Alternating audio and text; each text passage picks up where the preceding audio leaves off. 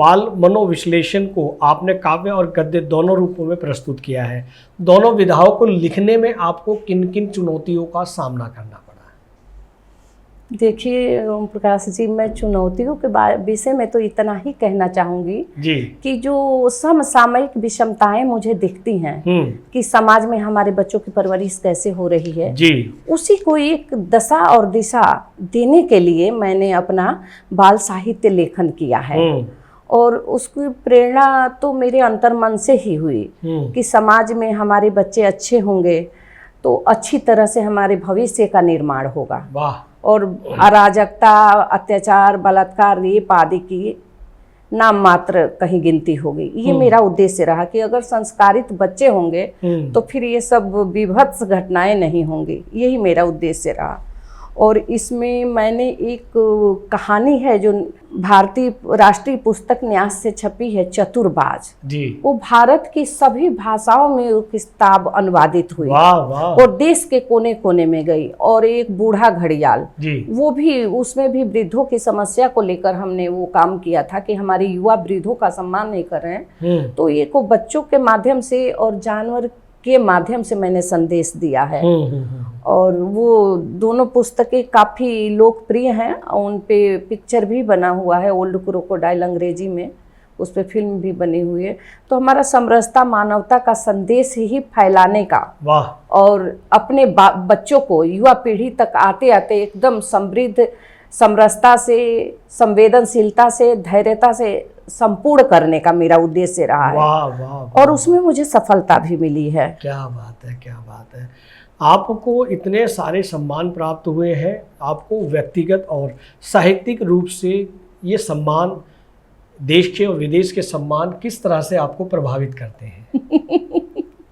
यह प्रश्न अब मैं कहना चाहूँगी, लोग सुनेंगे, लेकिन मुझे मतलब कुछ मुझे ऐसा नहीं होता कि मुझे बहुत उल्लास और खुशी हो गई कि ये मैंने हासिल कर लिया, ऐसा नहीं है। मैं सोचती हूँ कि हाँ, जो समृद्ध लेखन कर रही हूँ उसका ये परिणाम है और मेरे इस परिणाम का फायदा सभी को मिले।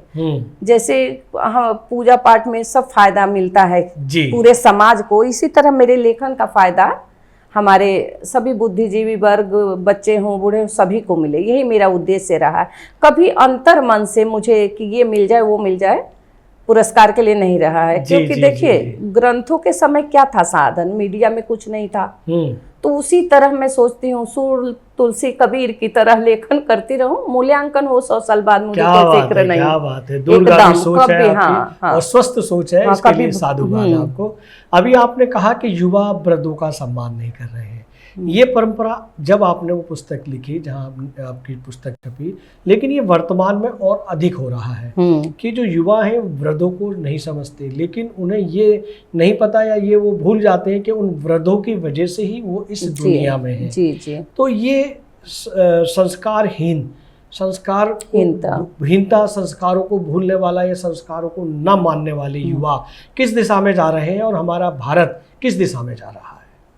हाँ, ये बहुत अच्छा प्रश्न किया आपने प्रकाश जी, क्योंकि मैं वृद्धाश्रमों से लगातार जुड़ी रही हूँ। जी जी। जो जैसे दोनों पति पत्नी, जैसे महिला पुरुष दोनों के लिए वृद्धाश्रम है, सिर्फ महिलाओं के लिए है। जैसे दिल्ली का आर्य समाज का वृद्धाश्रम महिलाओं के है, ओल्ड राजेंद्र नगर में, वहाँ मेरा हमेशा आना जाना होता है। एक आपके कड़कड़डुमा में है वृद्धाश्रम, वो एक सरदार परिवार की ने स्थापित किया, वो लोग मेरे बहुत अच्छे पाठक थे। तो हमें अनुभव ये हुआ कि हर जगह में मुझे लगा कि ये जो महिलाएं हैं, मेरा ये रहता है कि कहीं ऐसा भी हो सकता है कि बच्चे अच्छे हों और जो बुजुर्ग हैं वही गुस्से वाले हों, क्योंकि अच्छी बुरी प्रवृत्ति, सकारात्मक नकारात्मक सभी के अंदर रहती है जी। तो इसमें मैंने ज्यादातर पाया कि युवा पीढ़ी बच्चों की ही गलतियां हैं। नहीं, बच्चों की गलतियां इसलिए है कि बड़ों ने उनको वो संस्कार नहीं दिए। जी जी, वो इनको जिए उनमें। जी जी, अगर वो जिएंगे। जी जी, आप विस्तार से बताएं। जैसे कि मान लीजिए कि जैसे जनरेशन गैप का होता है, मैंने ये सोचा, लेकिन मेरे समकक्ष, मेरे माता पिता के समकक्ष लोग जो वहाँ मिले जी, मतलब अधेड़ भी मिले, वृद्ध भी मिले, तो उनकी वार्ता सुनकर, सब कुछ जानकर, एक एक का मैंने साक्षात्कार किया है और जाना है उसमें एक शोभा अग्रवाल जी बहुत बड़ी लेखिका हैं और आजकल वो वात्सल्य ग्राम में हैं ऋतनम्भरा जी के साथ, वो वहाँ रहती थी आर्य समाज महिला आश्रम में। तो जितनी सारी बातें थी उसमें हमारे मतलब 95% मतलब 95% हमारे युवा वर्ग की ही गलती है कि उनके अंदर धैर्य सहनशीलता नहीं है कि हमारे माता पिता दादा दादी अगर कुछ कह रहे हैं तो उसको दिल से न लगाएं, अक्रोधित न हो। लेकिन ये पेशेंस रखने वाली धैर्यशीलता होती जा रही है कहीं। अब जो भी है खान पान का असर हो, चाहे व्यवहार कुशलता में हो या पालन पोषण में जो भी त्रुटियां रह गई हों, लेकिन युवा को ही सुधारना होगा, तब भी ये संभव हो पाएगा कि हम वो अपने वृद्ध हम अपने बड़े जनों के साथ उनके सानिध्य में रहें। इस पे भी मैंने काव्य लेखन किया है। जी, क्या आप ये मानते हैं कि समाज एकल परिवार में जी रहा है, एकल परिवार की ओर अग्रसित हो रहा है?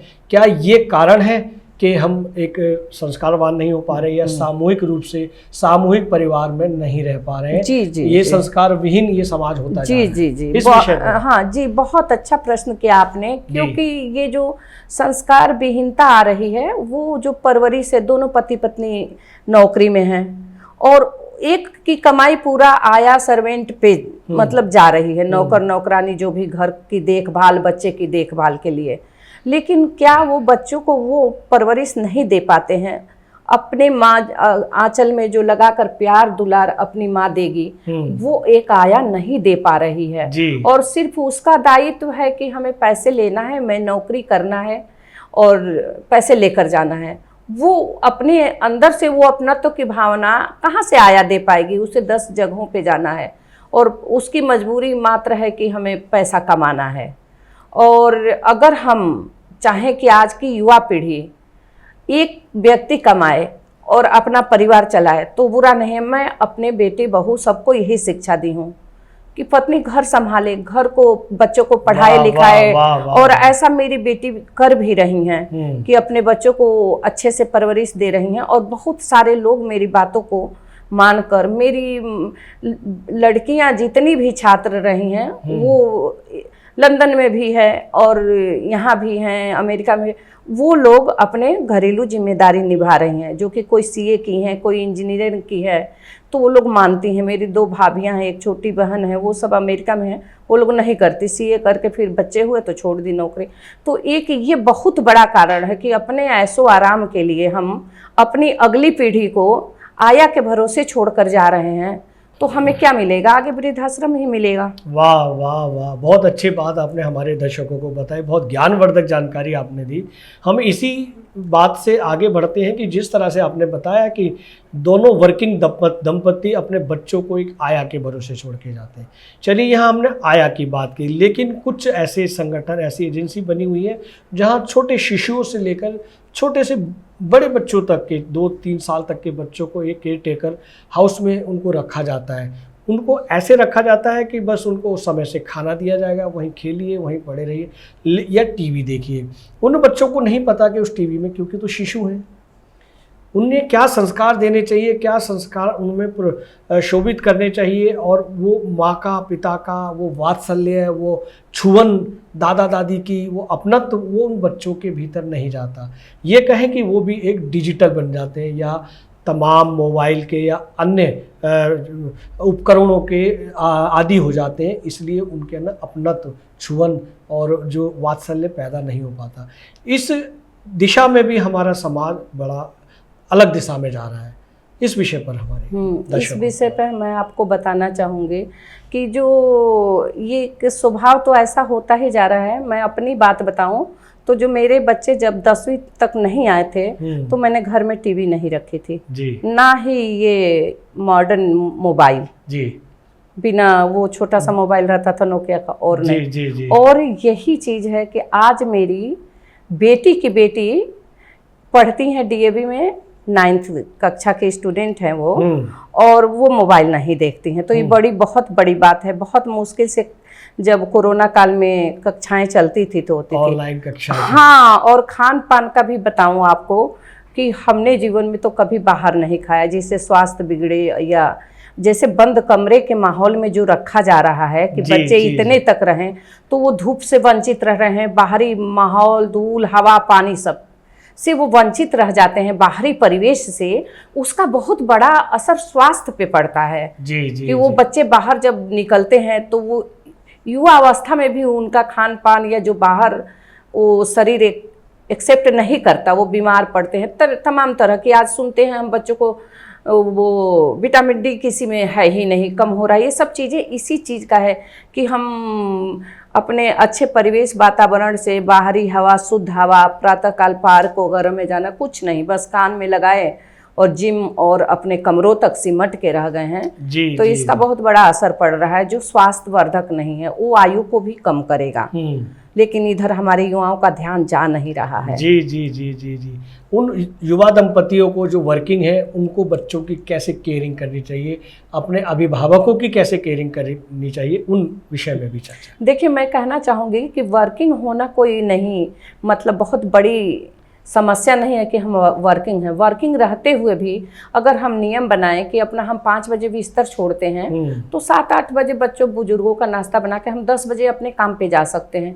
इसमें हम ज़्यादातर कहेंगे कि जैसे सरकार लघु उद्योग के लिए हमारी सहायता कर रही है 10-20 लाख, तो उस तरह हम कोई रोजगार करें कि अपना परिवार वो करें, ना कि मल्टीनेशनल कंपनियों के गुलाम बन के बीमार पड़े। हम ऐसा सोचते हैं। बहुत बढ़िया। वीडियो YouTube पर देख रहे हैं तो हमारे चैनल को सब्सक्राइब करें और बेल आइकन को दबाना ना भूलें। अगर आप Facebook पर यह वीडियो देख रहे हैं तो हमारे पेज को लाइक करें।